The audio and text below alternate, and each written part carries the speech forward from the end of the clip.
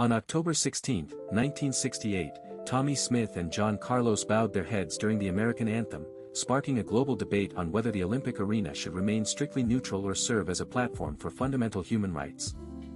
Mexico City's high-altitude stadium provided the backdrop for this iconic protest, where the thin air tested physical limits while the athletes' silence tested the political boundaries of the International Olympic Committee's long-standing neutrality.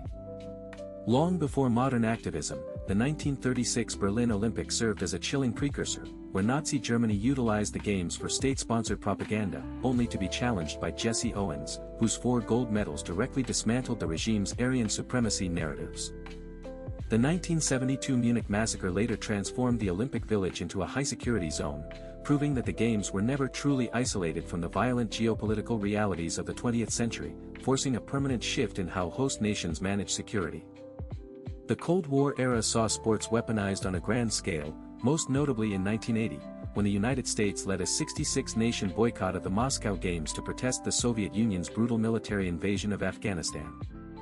A map of the 1980s reveals a fractured world, with the Moscow boycott followed by a retaliatory 1984 boycott of the Los Angeles Games, where 14 Eastern Bloc nations refused to participate in the American-hosted event. During the 19th century, the consolidation of modern sports was often linked to imperial expansion, but by the 20th century, it became a battleground for civil rights, as athletes realized that their international visibility could force global conversations. The 1968 Mexico City Games remain a definitive turning point, where Smith and Carlos utilized the global spotlight to highlight poverty and systemic racial injustice, forever changing the perception of the athlete as a passive participant.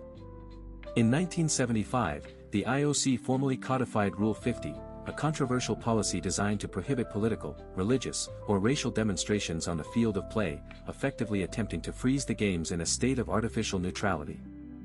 The 1980s also saw the intense international isolation of South Africa, where sports sanctions became a vital, non-violent tool that historians credit with contributing to the eventual collapse of the country's oppressive apartheid regime.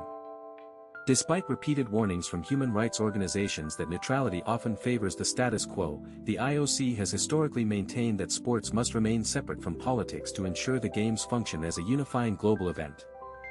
Recent years have seen renewed tension, particularly in 2021, when American athletes tested the boundaries of Rule 50 during Olympic trials, signaling that the era of the silent athlete has effectively ended in the digital age.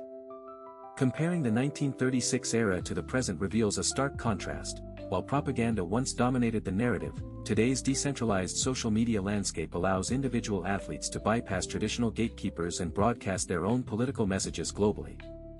The human cost of these political standoffs is often felt by the athletes themselves, who risk career-ending suspensions and public backlash to challenge institutional policies, proving that the personal sacrifice for justice remains a constant historical theme. In 2020, the IOC conducted a survey where 70% of athletes supported maintaining the podium ban, highlighting a deep divide between those who prioritize athletic tradition and those who view the podium as a human rights platform.